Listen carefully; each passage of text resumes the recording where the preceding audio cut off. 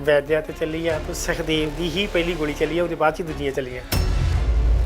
ਕੋਈ ਵੀ ਇਹੋ ਜਿਹਾ ਜਿਹੜਾ ਕੇਸ ਜਿੰਨੇ ਵੀ ਹੋਏ ਆ ਸਾਰਿਆਂ ਦੇ ਵਿੱਚ ਜਿਹੜੀ ਗੋਲੀ ਚੱਲੀ ਪਹਿਲੀ ਸੁਖਦੇਵ ਦੀ ਚੱਲੀ। ਸ੍ਰੀ ਅਕਾਲ ਤਖ਼ਤ ਸਾਹਿਬ ਜਥੇਦਾਰ ਹੀ ਉਦੋਂ ਉਹਨਾਂ ਕੋਲ ਅਸੀਂ ਆਪਣੇ ਪਰਿਵਾਰਕ ਮੈਂਬਰਾਂ ਨੂੰ ਭੇਜਿਆ ਕਿ ਉਹਨਾਂ ਨੂੰ ਕਹੋ ਕਿ ਸਾਨੂੰ ਇੱਕ ਸਿੱਖ ਵਕੀਲ ਚਾਹੀਦਾ। ਉਹ ਕਹਿੰਦਾ ਕਿ ਜਿਹੜਾ ਵਕੀਲ ਇੱਥੋਂ ਜਾਊਗਾ ਉਹਦੀ ਫੀਸ ਕੌਣ ਦਊਗਾ? ਜਥੇਦਾਰ ਕਹਿੰਦਾ ਮੈਂ ਨਾਂ ਨਹੀਂ ਲੈਣਾ। ਜਥੇਦਾਰ ਸਾਹਿਬ ਜਾਉਂਦੇ ਨੇ ਹੁਣ ਉਹ ਜਥੇਦਾਰ ਸਾਹਿਬ? ਹਾਂਜੀ ਜਾਉਂਦੇ ਨੇ। ਜਿਉਂਦੇ ਮਿਲਦੇ ਆ ਮੈਨੂੰ, ਜਿਉਂਦੇ ਵੀ ਆ ਤੇ ਮੈਨੂੰ ਮਿਲਦੇ ਵੀ ਆ। ਕੌਣ ਸੀ ਨਾਮ ਦੱਸੋ? ਨਹੀਂ ਨਾਂ ਨਹੀਂ ਦੱਸਣਾ। ਕੋਈ ਵੀ ਇਹੋ ਜਿਹਾ ਜਿਹੜਾ ਕੇਸ ਜਿੰਨੇ ਵੀ ਹੋਏ ਆ ਸਾਰਿਆਂ ਦੇ ਵਿੱਚ ਜਿਹੜੀ ਗੋਲੀ ਚੱਲੀ ਪਹਿਲੀ ਸੁਖਦੇਵ ਦੀ ਚੱਲੀ ਆ।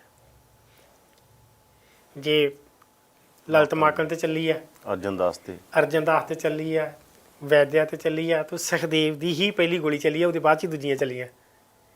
ਇਹਨਾਂ ਨੂੰ ਵੀ ਇਹ ਸਭ ਤੋਂ ਖਤਰਨਾਕ ਬੰਦਾ ਇਹਨਾਂ ਦਾ ਇਹੀ ਹੈ। ਇਸ ਕਰਕੇ ਉਹ ਚਾਹੁੰਦੇ ਸੀ ਵੀ ਮਤਲਬ ਇਹ ਬੰਦਾ ਨਹੀਂ ਛੁੱਟਣਾ ਚਾਹੀਦਾ। ਫਿਰ ਜਦੋਂ ਸਾਡੇ 'ਤੇ ਚਾਰਜ ਲਾਉਂਦੇ ਆ, ਚਾਰਜ ਲਾਉਣ ਤੋਂ ਬਾਅਦ 'ਚ ਫਿਰ ਅਸੀਂ ਆਪਸ ਵਿੱਚ ਵਿਚਾਰ ਕਰਦੇ ਹਾਂ ਜੇਲ੍ਹ ਦੇ ਵਿੱਚ ਵੀ ਜਿਹੜਾ ਕੇਸ ਆ ਸਾਨੂੰ ਮੰਨ ਲੈਣਾ ਚਾਹੀਦਾ ਵੀ ਜਨਰਲ ਵੈਦਿਆ ਨੂੰ ਅਸੀਂ ਮਾਰਿਆ, ਅਤੇ ਵਰਲਡ ਦੇ ਵਿੱਚ ਸਾਨੂੰ ਦੱਸਣਾ ਚਾਹੀਦਾ ਵੀ ਅਸੀਂ ਕਿਉਂ ਮਾਰਿਆ ਇਹਨੂੰ, ਵੀ ਅਸੀਂ ਕਿਉਂ ਮਾਰਿਆ ਇਹਨੂੰ। ਇੱਕ ਵਰਲਡ ਦੇ ਵਿੱਚ ਮੈਸੇਜ ਦੇਣਾ ਚਾਹੀਦਾ ਸਾਨੂੰ ਵੀ ਅਸੀਂ ਕਿਉਂ ਮਾਰਿਆ। ਫਿਰ ਅਸੀਂ ਇੱਕ ਸਟੇਟਮੈਂਟ ਲਿਖਦੇ ਹਾਂ। ਮੈਂ ਲੱਭਾਂਗਾ, ਜੇ ਮਿਲ ਗਈ ਤਾਂ ਮੈਂ ਤੁਹਾਨੂੰ ਦੇ ਦਾਂਗਾ। ਸਟੇਟਮੈਂਟ ਲਿਖਦੇ ਅਸੀਂ ਜੱਜ ਨੂੰ। ਅੱਛਾ, ਜੱਜ ਨੂੰ? ਨਹੀਂ, ਪਹਿਲਾਂ ਨਹੀਂ ਲਿਖਦੇ। ਚਿੱਠੀਆਂ ਆਈਆਂ ਤੁਹਾਡੀਆਂ? ਉਹ ਤਾਂ ਹੈਗੀਆਂ। ਅਸੀਂ ਜਦੋਂ ਤਰੀਕ 'ਤੇ ਜਾਂਦੇ ਹਾਂ ਨਾ, ਤਰੀਕ 'ਤੇ ਜਾਂਦੇ ਹਾਂ ਅਤੇ ਅਸੀਂ ਜੱਜ ਨੂੰ ਜਦੋਂ ਸਾਰੀ ਕਾਰਵਾਈ ਖਤਮ ਹੋ ਜਾਂਦੀ ਹੈ ਨਾ ਤਰੀਕ ਦੀ, ਅਤੇ ਸੁਖਦੇਵ ਕਹਿੰਦਾ ਕਿ ਜੱਜ ਸਾਹਿਬ ਮੈਂ ਇੱਕ ਮਿੰਟ ਤੁਹਾਡੇ ਨਾਲ ਗੱਲ ਕਰਨੀ ਹੈ। ਉਹ ਕਹਿੰਦਾ ਕਿ ਆ ਜਾਓ। ਉਹ ਕੱਟ ਕੇ ਰਾਜਾ ਬਣਾਇਆ ਹੁੰਦਾ ਜਿਹੜਾ, ਉੱਥੇ ਸੁਖਦੇਵ ਗਿਆ। ਕਹਿੰਦਾ ਜੱਜ ਸਾਹਿਬ ਕਿਸੇ ਨੂੰ ਨਹੀਂ ਪਤਾ, ਸਨਾਟਾ ਜਿਹਾ ਸਾਇਆ, ਮਤਲਬ ਵੀ ਕਿਸੇ ਨੂੰ ਪਤਾ ਹੀ ਨਹੀਂ ਪਿਆ ਹੁਣ ਕੀ ਹੋਣਾ ਅੱਜ। ਸੁਖਦੇਵ ਕਹਿੰਦਾ ਕਿ ਜੱਜ ਸਾਹਿਬ ਮੈਂ ਜਨਰਲ ਵੈਦਿਆ ਨੂੰ ਮੈਂ ਮਾਰਿਆ ਅਤੇ ਮੈਂ ਆਪਣਾ ਕੇਸ ਨਹੀਂ ਲੜਨਾ ਚਾਹੁੰਦਾ। ਉਹ ਜਿਹੜਾ ਸਰਕਾਰੀ ਵਕੀਲ ਸੀ ਉਹਨੂੰ ਤਾਂ ਜਿੱਦਾਂ ਨਾ ਉਹਨੇ ਆਪਣੇ ਵਾਲ ਹੀ ਖੋਣੇ ਸ਼ੁਰੂ ਕਰਤੇ ਵੀ ਇਹ ਕੀ ਹੋ ਗਿਆ। ਸਾਰੇ ਵਕੀਲ ਹੈਰਾਨ ਰਹਿ ਗਏ, ਸਾਰੇ ਕੁਝ ਹੋ ਗਿਆ ਵੀ ਇਹ ਕੀ ਬਣਿਆ। ਸਾਰਿਆਂ ਨੇ ਬੜਾ ਸਾਨੂੰ ਸਮਝਾਇਆ ਵੀ ਤੁਸੀਂ ਨਾ ਕਰੋ, ਨਾ ਮੰਨੋ ਕੇਸ। ਜੱਜ ਨੇ ਸਾਨੂੰ ਦਿੱਤਾ, ਕਹਿੰਦਾ ਤੁਹਾਨੂੰ ਹਫ਼ਤੇ ਦਾ ਟਾਈਮ ਦਿੱਤਾ, ਤੁਸੀਂ ਇਸ ਤਰ੍ਹਾਂ ਨਾ ਕਰੋ, ਤੁਸੀਂ ਹਫ਼ਤਾ ਇੱਕ ਹੋਰ ਸੋਚੋ ਅਤੇ ਬਾਅਦ 'ਚ ਅਗਲੀ ਤਰੀਕ 'ਤੇ ਆਪਾਂ ਕਰਾਂਗੇ। ਅਤੇ ਅਸੀਂ ਫਿਰ ਆਣ ਕੇ ਇੱਕ ਸਟੇਟਮੈਂਟ ਲਿਖੀ ਸਾਰੀ ਜੱਜ ਨੂੰ ਵੀ ਅਸੀਂ ਜਨਰਲ ਵੈਦਿਆ ਨੂੰ ਕਿਉਂ ਮਾਰਿਆ। ਉਹਦੇ 'ਚ ਗੁਰਬਾਣੀ ਦੇ ਹਵਾਲੇ ਦਿੱਤੇ ਵੀ ਇੱਕ ਸਿੱਖ ਕੌਮ ਜਿਹੜੀ ਇੱਕ ਵੱਖਰੀ ਕੌਮ ਹੈ, ਨਾ ਹੀ ਹਿੰਦੂ ਆ ਨਾ ਹੀ ਮੁਸਲਮਾਨ ਹੈ, ਅਸੀਂ ਸਿੱਖ ਵੱਖਰੇ ਹਾਂ। ਜਨਰਲ ਡਾਇਰ ਨੇ ਤੇ ਜ਼ਿਲ੍ਹਿਆਂਵਾਲੇ ਬਾਗ 'ਤੇ ਹਮਲਾ ਕੀਤਾ ਸੀ ਅਤੇ ਸਿੱਖਾਂ ਨੇ ਉਹਦਾ ਵੀ ਬਦਲਾ ਜਾ ਕੇ ਲੰਡਨ ਦੇ ਵਿੱਚ ਲਿਆ ਸੀ। ਇਹਨਾਂ 'ਤੇ ਸਾਡੇ ਦਰਬਾਰ ਸਾਹਿਬ 'ਤੇ ਕੀਤਾ, ਸਾਡੇ ਗੁਰੂ ਘਰ 'ਤੇ ਕੀਤਾ, ਜਿਹਨੂੰ ਅਸੀਂ ਮਤਲਬ ਆਪਣੀ ਜਾਨ ਤੋਂ ਪਿਆਰਾ ਸਮਝਦੇ ਹਾਂ। ਅਤੇ ਸਾਡੀ ਉਹ ਗੁਰੂ ਘਰ ਲਈ ਜਾਨ ਨਸ਼ਾਵਰ ਕਰ ਦੇਣੀ ਕੋਈ ਵੱਡੀ ਗੱਲ ਨਹੀਂ ਸਾਡੇ ਵਾਸਤੇ। ਅਸੀਂ ਤਾਂ ਇਹਨੂੰ ਮਾਰਿਆ ਕਿ ਉਹਨੇ ਇੱਕ ਹੀ ਦਰਬਾਰ ਸਾਹਿਬ 'ਤੇ ਹੀ ਨਹੀਂ ਅਟੈਕ ਕੀਤਾ, ਇਹਨਾਂ ਸਾਡੇ 34-35 ਗੁਰਦੁਆਰੇ ਸਾਹਿਬਾਨਾਂ 'ਤੇ ਹੋਰ 'ਤੇ ਕੀਤਾ ਸੀ। ਇੱਥੇ ਤਾਂ ਇਹ ਬਹਾਨਾ ਲਾਉਂਦੇ ਆ ਵੀ ਇੱਥੇ ਸੰਤ ਜਰਨੈਲ ਸਿੰਘ ਬੈਠਾ ਸੀ ਅਤੇ ਬਾਕੀ ਗੁਰਦੁਆਰਿਆਂ 'ਚ ਕੌਣ ਬੈਠਾ ਸੀ।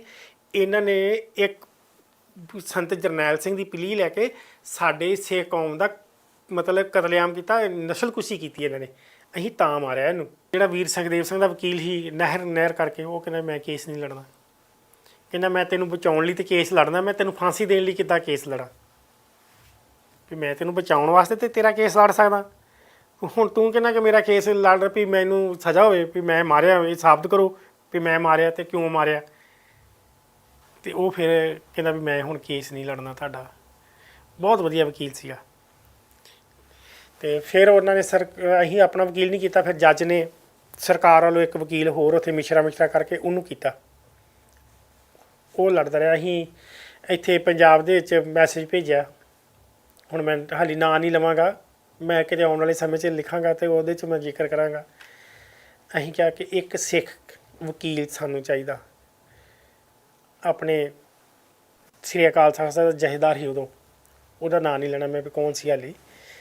ਉਹਨਾਂ ਕੋਲ ਅਸੀਂ ਆਪਣੇ ਪਰਿਵਾਰਕ ਮੈਂਬਰਾਂ ਨੂੰ ਭੇਜਿਆ ਵੀ ਉਹਨਾਂ ਨੂੰ ਕਹੋ ਵੀ ਸਾਨੂੰ ਇੱਕ ਸਿੱਖ ਵਕੀਲ ਚਾਹੀਦਾ ਜਿਹੜਾ ਇਹ ਦੱਸ ਸਕੇ, ਸਾਡਾ ਕੇਸ ਸਹੀ ਤਰੀਕੇ ਨਾਲ ਦੱਸ ਸਕੇ ਵੀ ਅਸੀਂ ਇਹਨੂੰ ਕਿਉਂ ਮਾਰਿਆ, ਵੀ ਸਿੱਖ ਕੌਮ ਦੇ ਕੀ ਭਾਵਨਾ ਸੀ ਅਤੇ ਭਾਵਨਾ ਨੂੰ ਮੁੱਖ ਰੱਖ ਕੇ ਕਿਉਂ ਮਾਰਿਆ ਇਹਨੂੰ। ਉਹ ਇੱਕ ਸਿੱਖ ਵਕੀਲ ਚਾਹੀਦਾ ਸਾਨੂੰ। ਤੇ ਜਿਹੜਾ ਉਸ ਸਮੇਂ ਦਾ ਬੰਦਾ ਸੀ ਉਹ ਕਹਿੰਦਾ ਕਿ ਜਿਹੜਾ ਵਕੀਲ ਇੱਥੋਂ ਜਾਊਗਾ ਉਹਦੀ ਫੀਸ ਕੌਣ ਦਊਗਾ। ਜਥੇਦਾਰ ਕਹਿੰਦਾ ਮੈਂ ਨਾਂ ਨਹੀਂ ਲੈਣਾ। ਉਹਦੀ ਫੀਸ ਕੌਣ ਦਊਗਾ, ਉਹਦੇ ਹੋਟਲ 'ਚ ਰਹਿਣ ਦਾ ਖਰਚਾ ਕੌਣ ਦਊਗਾ। ਇਹ ਆ ਸਾਡੀ ਸਿੱਖ ਕੌਮ ਦੀ ਅਕਾਲ ਤਖਤ ਦਾ ਜਥੇਦਾਰ ਇਹ ਕਹਿ ਰਿਹਾ ਉਸ ਦੌਰ ਦਾ, ਉਸ ਸਮੇਂ ਦਾ ਜਿਹਦੇ ਕੋਲ ਅਸੀਂ ਭੇਜਿਆ ਸੀ। ਦੇਖੋ ਅਸੀਂ ਜਵਾਕ ਨਿੱਕੇ ਨਿੱਕੇ ਬੱਚਿਆਂ ਹੋ ਕੇ ਵੀ ਤੁਹਾਡਾ ਐਡੀ ਵੱਡੀ ਤੁਹਾਡੀ ਲੱਥੀ ਪੱਗ ਸਿਰ ਤੇ ਰੱਖਦੀ ਤੇ ਸਾਡੇ ਪਰਿਵਾਰਕ ਮੈਂਬਰ ਜਿਨ੍ਹਾਂ ਨੂੰ ਪੁਲਿਸ ਰੋਜ਼ ਟਾਰਚਰ ਕਰਦੀ ਆ, ਫੜ ਫੜ ਘਰਾਂ ਤੇ ਕੱਢਦੀ ਆ, ਉਹਨਾਂ ਨੂੰ ਰਹਿਣ ਨਹੀਂ ਦਿੰਦੀ ਘਰਾਂ 'ਚ, ਸਾਡੇ ਵਕੀਲ ਸਿੱਖ ਵਕੀਲ ਜਹਾਜ਼ ਦਾ ਖਰਚਾ ਸਾਡੇ ਪਰਿਵਾਰਕ ਮੈਂਬਰ ਦੇਣਗੇ। ਹੋਟਲ ਦਾ ਖਰਚਾ ਉੱਥੇ ਸਾਡੇ ਮਾਂ ਪਿਓ ਦੇਊਗਾ, ਜਿਹੜਾ ਵੀ ਮਤਲਬ ਜਿਨ੍ਹਾਂ ਨੂੰ ਪੁਲਿਸ ਘਰਾਂ 'ਚ ਨਹੀਂ ਰਹਿਣ ਦੇਣ ਫਿਰ ਦੀ। ਤਿੰਨਾਂ ਨੇ ਕੀ ਸੋਚਿਆ ਉਦੋਂ, ਉਸ ਟਾਈਮ ਜਦੋਂ ਐ ਹੋਇਆ? ਮਨ ਟੁੱਟਿਆ ਉਦੋਂ? ਕੀ ਮਨ ਤੇ ਫਿਰ ਦੇਖੋ ਮਨ ਤੇ ਟੁੱਟਦਾ, ਪਰ ਅਸੀਂ ਫਿਰ ਆਖਿਆ ਅਸੀਂ ਕਿਹਾ ਅਸੀਂ ਇਹਨਾਂ ਲਈ ਨਹੀਂ, ਅਸੀਂ ਗੁਰੂ ਮਹਾਰਾਜ ਲਈ ਕੀਤਾ, ਅਸੀਂ ਬੰਦਿਆਂ ਲਈ ਨਹੀਂ ਕੀਤਾ। ਜੋ ਵੀ ਅਸੀਂ ਚੱਲੇ ਆ ਅਸੀਂ ਗੁਰੂ ਮਹਾਰਾਜ ਨੂੰ ਮੁੱਖ ਰੱਖ ਕੇ ਚੱਲੇ ਆ, ਨਾ ਕਿ ਅਸੀਂ ਬੰਦਿਆਂ ਨੂੰ ਮੁੱਖ ਰੱਖ ਉਹ ਕੇ ਜਥੇਦਾਰ ਸਾਹਿਬ ਜਿਉਂਦੇ ਨੇ ਹੁਣ? ਉਹ ਜਥੇਦਾਰ ਸਾਹਿਬ ਹਾਂਜੀ ਜਿਉਂਦੇ ਨੇ? ਜਿਉਂਦੇ ਆ, ਮਿਲਦੇ ਆ ਮੈਨੂੰ, ਜਿਉਂਦੇ ਵੀ ਆ ਤੇ ਮੈਨੂੰ ਮਿਲਦੇ ਵੀ ਆ। ਕੌਣ ਸੀ, ਨਾਂ ਦੱਸੋ। ਇੰਨੀ ਨਹੀਂ ਨਾਂ ਨਹੀਂ ਦੱਸਣਾ। ਕੋਈ ਚੀਜ਼ਾਂ ਇਸ ਤਰ੍ਹਾਂ ਯਾਦਵਿੰਦਰ ਹੁੰਦੀਆਂ ਜਿਹੜੀਆਂ ਸਮਾਂ ਆਉਣ ਤੇ ਕੱਢੀਆਂ ਜਾਂਦੀਆਂ, ਉਹ ਮੈਂ ਕੱਢਾਂਗਾ। ਲੋਕਾਂ ਨੇ ਸਮਝ ਤਾਂ ਲੈਣਾ ਕਿਹੜਾ ਜਥੇਦਾਰ ਸੀ। ਮੇਰੇ ਯਾਦ ਨਹੀਂ ਆ ਰਿਹਾ, ਮੇਰੇ ਵੀ ਆ ਜਾਊਗਾ। ਨਹੀਂ ਉਹ ਤੁਹਾਡੇ ਕਿਸੇ ਦੇ ਵੀ ਨਹੀਂ ਆਉਣਾ, ਉਦੋਂ ਕਾਫੀ ਜਥੇਦਾਰ ਬਦਲੇ ਇਹਨਾਂ ਨੇ, ਠੀਕ ਹੈ ਨਾ, ਉਹ ਤੁਹਾਡੇ ਵੀ ਨਹੀਂ ਆਉਣਾ। ਜਿਉਂਦਾ ਜਥੇਦਾਰ ਤਾਂ ਦੇਖ ਹੀ ਲੈਣਗੇ ਨਾ, ਉਹਦਾ ਜਿਉਂਦਾ ਕੌਣ ਹੈ ਤਾਂ ਦੇਖ ਹੀ ਲੈਣਗੇ ਲੋਕ। ਕਾਫੀ ਜਥੇਦਾਰ ਪਤਾ ਬਦਲੇ ਤਾਂ ਲੱਗਣਾ ਚਾਹੀਦਾ ਨਾ, ਜਿਹਨੇ ਤੁਹਾਡੇ ਨਾਲ ਐ ਕੀਤਾ, ਕੌਮ ਨੂੰ ਪਤਾ ਤਾਂ ਲੱਗੇ। ਕੌਮ ਨੂੰ ਪਤਾ ਲੱਗੂਗਾ। ਉਹ ਮੈਂ ਜਦੋਂ ਲਿਖ ਕੇ ਬਾਹਰ ਕੱਢਾਂਗਾ ਆਉਣ ਵਾਲੇ ਕਿਤੇ ਸਮੇਂ 'ਚ ਕੌਮ ਨੂੰ ਪਤਾ ਲੱਗੂਗਾ। ਫਿਰ ਅਸੀਂ ਇੱਕ ਲੈਟਰ ਵੀ ਲਿਖੀ ਸੀ, ਉਹਦੇ 'ਚ ਵੀਰਾਂ ਵੱਲੋਂ ਲਿਖਿਆ ਸੀ ਵੀ ਇਹ ਬੰਦੇ ਸਿੱਖ ਕੌਮ ਦੀ ਅਗਵਾਈ ਕਰ ਸਕਦੇ ਆ, ਉਹ ਵੀ ਲਿਖੀ ਅਸੀਂ। ਫਿਰ ਕਰਵਾਈ ਉਹ, ਪਰ ਹੋਈ ਨਹੀਂ। ਕਿੰਨਾ ਦੇ ਨਾਂ ਲਿਖੇ ਸੀ? ਕਾਫੀ ਸੀਗੇ, ਜਿੱਦਾਂ ਉਸ ਟਾਈਮ ਤੇ ਜਿਹੜੇ ਜਿੱਦਾਂ ਸਿਮਰਜੀਤ ਮਾਨ ਸੀਗਾ, ਮੋਹਕਮ ਸਿੰਘ ਹੋਣੀ ਸੀ, ਜਾਂ ਹੋਰ ਕਾਫੀ ਬੰਦੇ ਸੀਗੇ ਜਿਹੜੇ ਮਤਲਬ ਐਕਟਿਵ ਸੀ, ਜਿਹੜੇ ਲੱਗਦਾ ਹੀ ਸਾਨੂੰ ਵੀ ਇਹ ਸਿੱਖ ਕੌਮ ਨੂੰ ਅਗਵਾਈ ਦੇ ਸਕਦੇ ਆ। ਫਿਰ ਪਰ ਕਿਸੇ ਨੇ ਨਹੀਂ ਸੁਣੀ, ਕੋਈ ਵੀ ਇਕੱਠਾ ਹੋਣ ਦੀ ਕੋਸ਼ਿਸ਼ ਨਹੀਂ ਕੀਤੀ। ਮੈਂ 'ਚ ਹੀ ਮਰ ਗਏ ਸਾਰੇ। ਹਰ ਕੋਈ ਆਪਣੇ ਆਪ 'ਚ ਹੀ ਰਿਹਾ ਕਿ ਮੈਂ ਹੀ ਲੀਡਰ ਬਣਨਾ। ਸੇਵਾਦਾਰ ਬਣਨ ਲਈ ਕੋਈ ਤਿਆਰ ਨਹੀਂ ਹੋਇਆ ਨਾ, ਸਾਰੇ ਹੀ ਲੀਡਰ ਬਣਨ ਲਈ ਤਿਆਰ ਹੋ ਗਏ। ਇਹ ਧੜੇ ਇਸੇ ਕਰਕੇ ਇੰਨੇ ਸੀ, ਸਾਰੇ ਬੰਦੇ ਲੀਡਰ ਬਣਨਾ ਚਾਹੁੰਦੇ ਸੀ। ਸਾਡੇ 'ਚ ਤਾਂ ਕੋਈ ਵੀ ਲੀਡਰ ਬਣਨਾ ਨਹੀਂ ਚਾਹੁੰਦਾ। ਸਾਡੇ 'ਚ ਤੇ ਜਿੰਨੇ ਵੇਖੋ, ਮੈਂ ਲੀਡਰ ਬਣ ਸਕਦਾ ਸੀ ਜੋ ਜੇਲ੍ਹ 'ਚੋਂ ਆਇਆ, ਮੈਨੂੰ ਵੀ ਬੜੀਆਂ ਆਫਰ ਆਈਆਂ। ਮੈਂ ਕਹਿੰਦਾ ਮੈਂ ਤਾਂ 10 ਦੀ ਕਿਰਤ ਕਮਾਈ ਕਰਕੇ ਕਰਾਂਗਾ, ਮੈਂ ਨਹੀਂ ਲੀਡਰ ਬਣਦਾ।